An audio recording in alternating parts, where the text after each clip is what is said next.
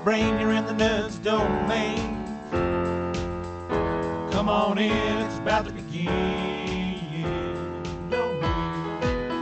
Hi, I'm Matt. I'm John. I'm Jesse. I'm Shirley. And welcome to the Nerds Domain podcast. In this episode, we're doing Nerds Domain on the Criterion Collection, and we've watched Modern Times. In these episodes, we take a look at a movie we've chosen from the Criterion Collection and review it. So, Jesse, what is the Criterion Collection? The Criterion Collection is a collection of movies that are... The Criterion Collection is a continuing series of important classics and contemporary films on home video. Well, that's all you're going to say? That's it. I think that sums it up quite nicely. I heard someone else say something about that last time. Yeah, let's get the basics for Modern Times out there. Modern Times is a 1936 comedy film written and directed by Charlie Chaplin, in which his iconic Little Tramp character struggles to survive in the modern industrialized world. Hey, Johnny. Yeah. Why don't you tell us a little bit about the movie and how it was? Well, this is, in my opinion, the first sci-fi movie ever. Oh, really? How so? Well, I can see that. Yeah. Well, you remember in the factory where the Little Tramp starts out working, the boss has switches that he can flip and see various parts of his factory floor on giant screen television. That technology did not exist. And this would not be the first. And the feeder bot too. 1927 was the first movie. It was Metropolis. Oh well, okay. But yeah, no, this is. I can see this being. That's perfectly fair. Yeah, there were all kinds of little bits that the electricity shooting off, arcing off the machine. I thought I was going to watch a sci-fi movie when I turned this on, but didn't go that direction. So whatever. Okay. Yeah. What else could I say? What year was this out? 36. 36. Kind of walk us through the story and what happened. Okay. Well, it's Depression era, big city. I don't recall if it specifically said what city the story took place in. It doesn't say, but I'm pretty sure it's New York. Yeah, it's kind of analogous to New York. Either way, it's a big city, so, do with that what you will. The Little Tramp is working in a factory under horrible conditions, well, pretty bad conditions. He's got to tighten some bolts every 3 seconds. He develops a twitch. Comedy ensues, and he loses his job because he can't keep up. He goes out and tries to find more work and gets caught up in... he gets arrested. I forget. He gets fired and he goes out and he's trying to put a flag back on a truck that fell off, and he ends up in front of a labor union rally. Gets arrested by the cops for inciting the riot. While in prison, he stops a prison outbreak and gets a really cushy cell by himself and everything. Meanwhile, outside, the poor people of the city are being poor and being downtrodden. And there is a girl who is working real hard to provide for her two sisters and her father, who is one of the unemployed of the city. He goes out daily trying to find a job and can't find a job, so they have to steal to eat.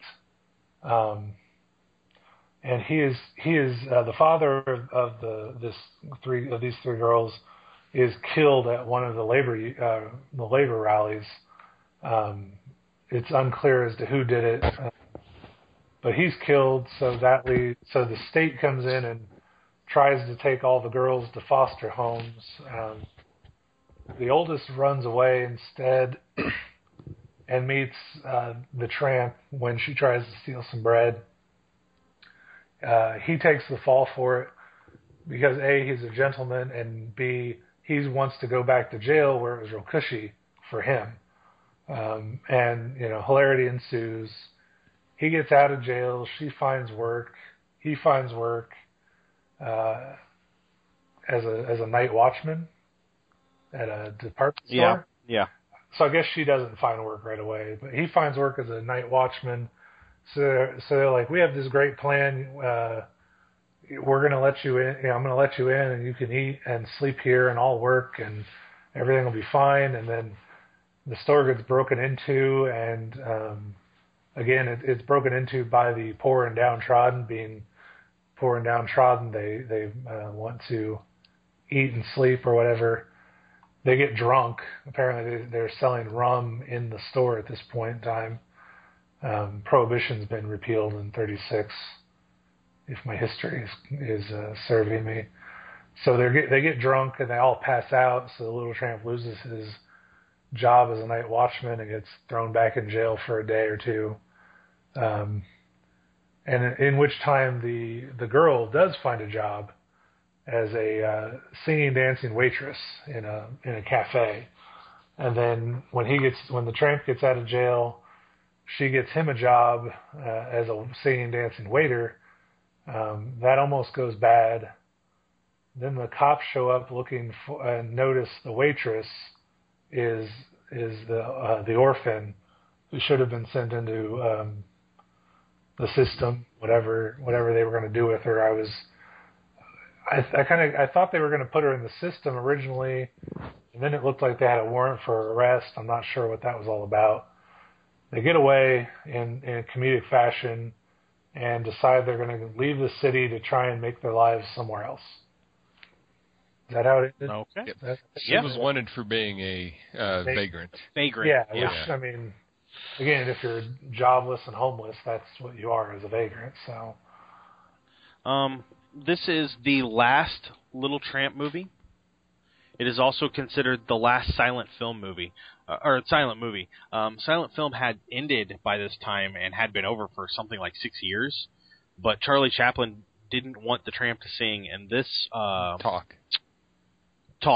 And this there was a compromise kind of here where Charlie Chaplin, as the Little Tramp, sings a mixture of Italian and Spanish gibberish in one of the last scenes, and that's the only time you ever hear the Tramp make any kind of noise at all. Yeah, that absolutely shocked me. I've watched a couple of Little Tramp movies, and I thought he never talked.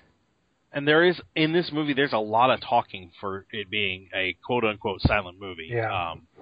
Johnny mentioned the giant screens earlier. The boss that controls those giant screens, he talks quite a bit. It's badly synced up in the film, but yeah, he talks. Yeah. Well, it's badly synced up because silent movies are done at a faster rate. Right. Yeah. Their technology wasn't there. Yeah. So, what did you think of Shirley? What did you think of the acting? I mean, all in all, I really liked the movie. I'm trying to remember,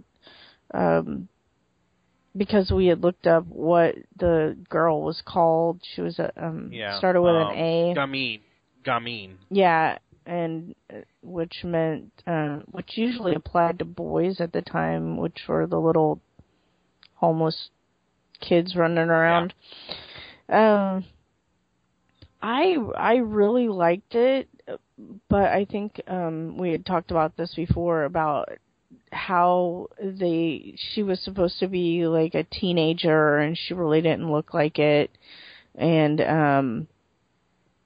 then like how old was he supposed to be compared to her age if she's running around and she's not old enough, or was it because of the time and she was a woman that she was supposed to be held accountable by somebody, be accounted for by somebody or something like that. Other than that, I really loved it. It was I loved the factory scene the most. It was the funniest for me. And then it was very heartening. I liked it. It was very comedic. It's the first Charlie Chaplin movie I've seen. Oh. So I have to say I think it's the first Charlie Chaplin movie I've seen all the way through. Really? I might have caught parts of one, on TV. Do you guys think you'd watch others, or? Yeah. I Yes. like the silent film look and feel. It's a very different kind of movie. Yeah. I've seen other silent films, but I haven't seen another Charlie Chaplin. So I like the genre. It doesn't bother me. Yeah. So overall, the movie is very heavy on social commentary, which I know I complained in another movie review about. Mm-hmm. However, this one is overdone in a comedic way and done for comedic instances, but still with some serious side effects. The fact that he gets arrested during a demonstration and is arrested because he accidentally walked into the demonstration, that never would have happened, except it's the Little Tramp, so that's why it happened. He is a classic fool, and I would say that he's probably the first modern fool. Would you agree with that, Johnny, since you love fools? Well, I mean, I don't know about first because I'm not a historian, but he's definitely the one that stands out as a modern film example. Yeah. So yeah, somehow that statement is accurate. Sorry, I'm tired, and I was nodding along with you, like yeah, but then I called on you, and you're like, nah, what? Yeah, definitely, he's a modern example. I think you said. But I won't go so far as to claim historical significance like that. But yeah, he's definitely a classic one that I also liked. I'm not a fan of silent movies because, again, I like to do other things while I watch film unless I'm in the theater where it's all dark and the only thing to look at is the movie on the screen. So I was, again, distracted by wanting to draw or wanting to read an RPG book that I've got from Gen Con and not able to catch all of the plot because of that. So I'm not as big of a fan of the silent film because of that reason. But overall, this was a good movie to me. Liked it much better than Stolen Kisses. This movie was deemed culturally significant by the Library of Congress in 1989. It was also selected to be preserved in the United States National Film Registry, which are two very huge things. Charlie Chaplin and the woman playing the Gamine, Paulette Goddard, were dating at the time and eventually became married. Charlie Chaplin, I believe, is like 50 in this movie when he made this movie, and she is only 26. It was a pretty big scandal at the time.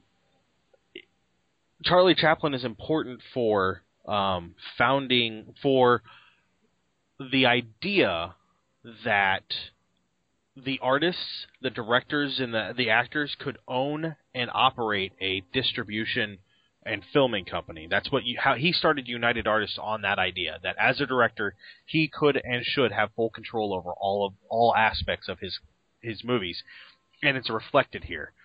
He directed, produced, wrote, starred in, and did all the music for this movie. Wow.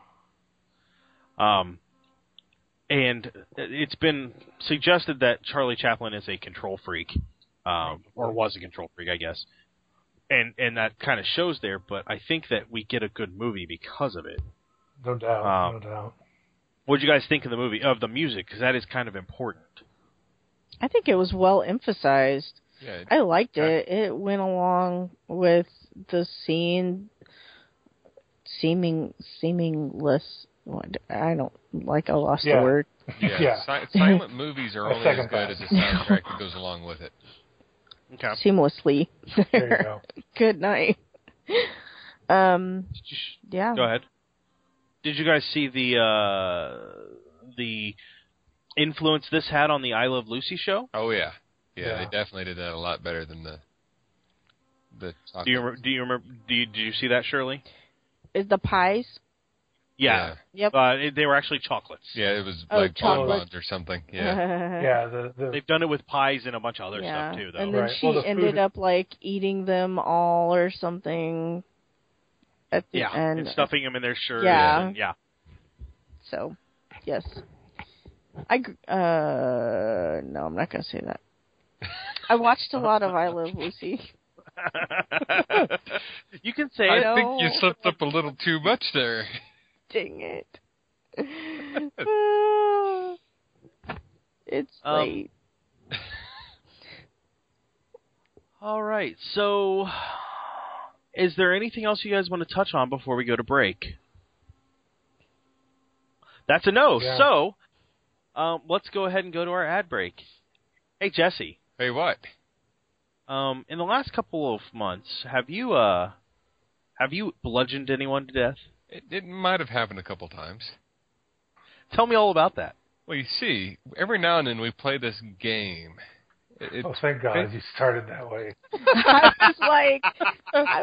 was thinking about taking this a little darker, but no, let's get this out of the way right off the the bat. Let's just state it's a game based on Cthulhu. I think it's called Masks of Nyarlathotep. I might have put too many L's in there. And an R, but go ahead. But yeah, I might have hit a couple people over the head with a club here or there. They deserved it. In game. In game. Shirley, how often does this, or what do we do with all these games we play? Do we record them? Yes, we record them on our pods of casting and put them up on iTunes for our wonderful listening audience. We do that on a weekly basis. Really? And Johnny, is there art that goes along with this? There is fantastic art that goes along with this each and every week. The layout's amazing, right? Yeah, the layouts are there, and hey, now that you're already making fun of my layouts, have you looked at the stuff that went up on 8/24? Oh, is there I no have one? not looked this weekend yet. You should go look because you're kind of central to both of those. Well, I imagine since there's me and Jestin are all the characters you had to work with. Oh no, I had Scott. Time. Oh, you did. Scott was. Yeah, What's our website again? I keep forgetting. Our website is nerdsdom.com, and every Saturday we put up a post with a link and at least one comic, if not two, like on the 24th of August when we're recording this. So, Jesse or Johnny, have you made it over to the website? I'm there now. It's loading.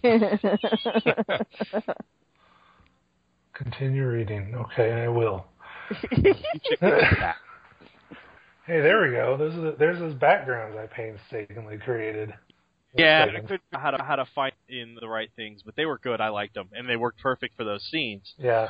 So you'll notice the first one is where you and Scott question Erica Carlisle, and then you'll also notice the second one.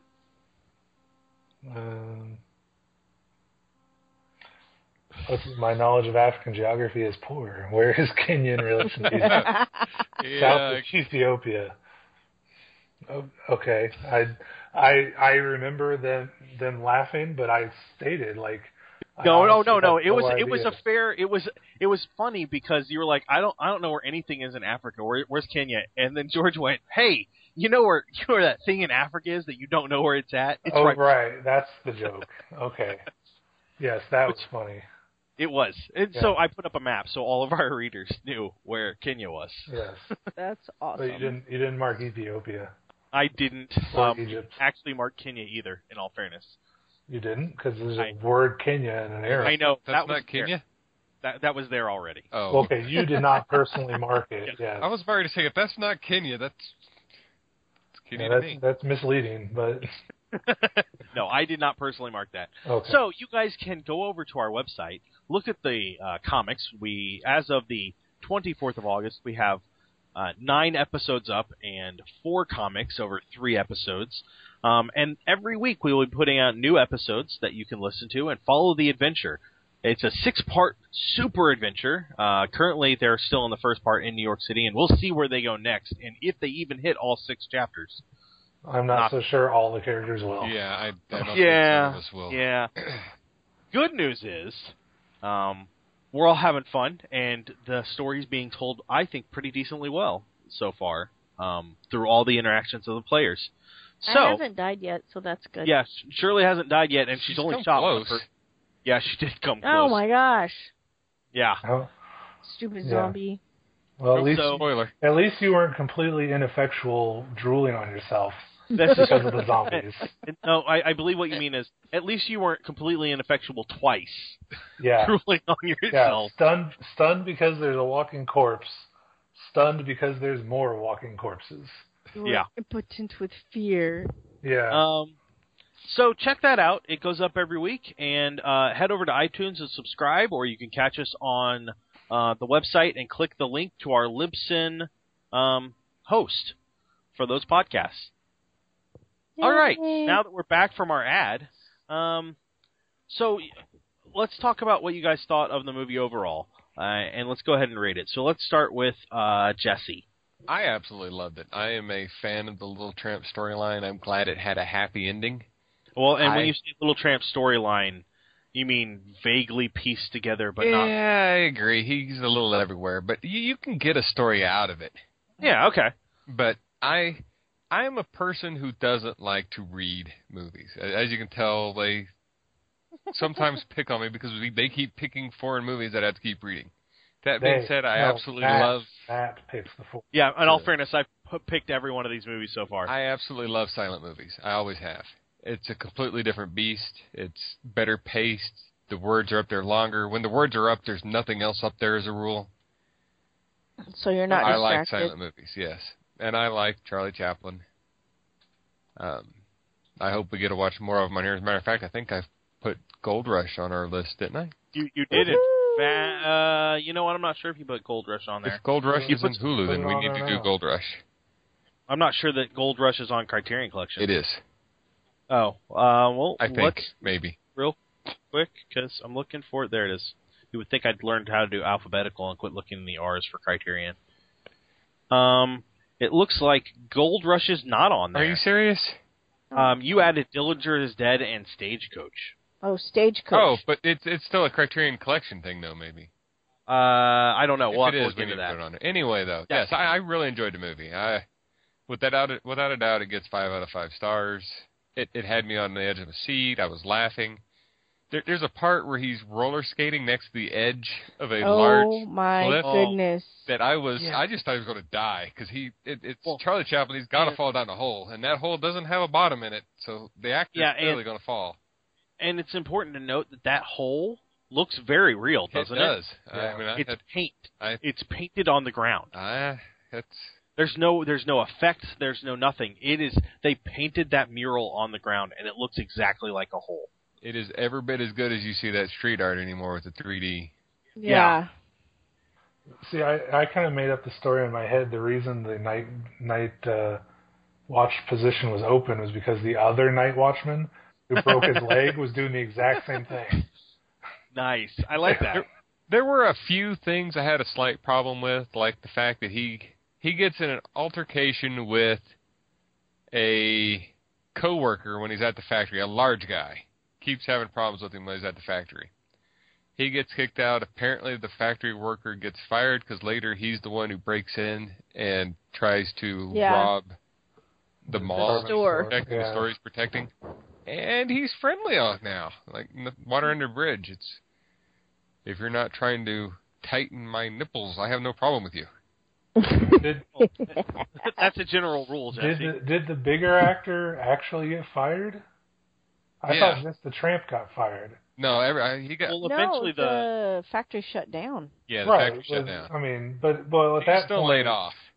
Yeah, everybody was laid off. So I mean, well, and the factory shut down because Charlie Chaplin's character broke everything. Yeah. Oh well, okay, that would be a reason. But I see again. I may not have been looking. I wasn't even convinced, or I wasn't sure it was the same guy. Like it looked like the same actor, but I wasn't sure it was the same character because they never threw up a card of saying, "Hey, I remember you from the factory. How you doing, buddy?" or whatever. Yeah, I thought he did allude to that. They did allude to that. Then I may have missed the gestures because I was taking care of a 2-month-old. So it happens. It didn't matter to me. It didn't change anything one way or the other, in my opinion. It was still, the scene still played out just fine. I'm not bothered. by that revelation that he was the same guy. So it's fine. Okay. Shirley, what did you think of the movie? Yeah, overall I really liked it a lot. Loved the music, loved the pace of the movie. I don't really get into comedies very much, but I love older movies, and this was kind of right on target. I liked it a lot. So you like movies from your time? Yeah, from my time. You don't get into comedies? From the older days. No, I'm not. I'm a drama action person. I love drama and action, and there's plenty of drama and action in this movie. Horror. Yeah, right, there was. And you're right, there was. It seemed like this movie had the balance of like all the genre of films, and it kind of touched on everything just enough that it kept everything in balance, and I think Charlie Chaplin was spot on being able to do that with this film. Okay. So I give it I definitely would probably give it, for the genre and how old the film is, a 5 out of 5. Okay. Johnny. Yeah. Am I here? Yeah. Okay. I thought I was yawning, so I muted my head. No, you're fine. You're fine. So anyway, I liked the movie overall. Again, I think I said it already on this recording, but the silent films don't get me in as easily. I've not seen many because I want to be doing other things and not having my eyes on the screen all the time. I have to draw, and I got to look at something else occasionally to do that. So, overall it was a good movie. It is that, like, if somebody wants to see a good silent film, this works. This would be a great starting point, to dig deeper into the past era of film. It was enjoyable. Just so, for me, it would be a solid, 2.5 is a good rating out of 5. It's right in the middle there. Not bad at all, but has some good points. So just not the most amazing thing ever, in my opinion. Okay. I loved it. It was a lot of fun. I thought that the actress playing the Gamine was just gorgeous. Yeah, she was strikingly pretty, and that was surprising. Only because it caught me off guard. To interrupt real quick, you want to see something surprising? Go watch. Okay, that sounded bad. Go watch the original film of The Portrait of Dorian Gray, in which Angela Lansbury plays the love interest. Love interest. She was an amazingly attractive woman. You know what else is really good in that was surprising was the original Manchurian Candidate. I never saw that one. I wanted to. Because it's Jessica Fletcher. What are you doing, Jessica Fletcher? No, you're not supposed to be evil. Yeah. And it's a really good movie, and surprising at how well Angela Lansbury does to change what we're used to, or at least what I was used to from Murder, She Wrote, to this completely different, terribly evil character. For me, it was Bedknobs and Broomsticks. That's what I knew. I love Bedknobs and Broomsticks. Yeah, that's a good movie. Anyway, so back to what I was saying. Modern Times, yes. Yeah. The movie was good. I don't care for silent films only because I like actors when they talk. I know that sounds stupid, but I like that interaction. I'd give this a 4 out of 5. I enjoyed it. I would go back and watch it again. I'd look forward to watching the other Little Tramp movies. That would be fine with me. I might check out a couple more silent movies. I really want to see Metropolis. It's actually on my queue on Netflix to watch. But I haven't had a chance to sit down and watch that when I know I'm going to have the time and the focus. So, unfortunately, I did not take notes on this movie on what I saw that was different. But I did enjoy the song at the end, even though I know it was all gibberish. It was a lot of fun. And I really liked Charlie Chaplin. He's somebody I want to go see in other stuff that's not just that. And I do want to see, there's a movie called Chaplin out that Robert Downey Jr. plays Charlie Chaplin in it. Mm-hmm. It's all about him. And it's supposed to be really good, and I'd really like to see that. So, any other thoughts from anybody before we go? No. I'm good. Okay. No? Well, then that'll be it tonight for Nerds Domain Podcast. I am... Matt. I'm Matt. I'm at Quiet. Johnny is at Fool's Mask. Shirley is at SNEDS70. Justin is at J_Kimmett. And you can follow the website at Nerds Domain. You can email us over handles in case. those are all our Twitter handles. You can email us over at nerdsdomain@gmail.com. You can find us on Facebook at facebook.com/nerdsdomain. We want to thank Josh Shop for the music. Head over to iTunes and give us a feedback and review. And we have shirts available over at tinyurl.com/ndshirts. And we will talk to you guys real soon. See ya. Bye.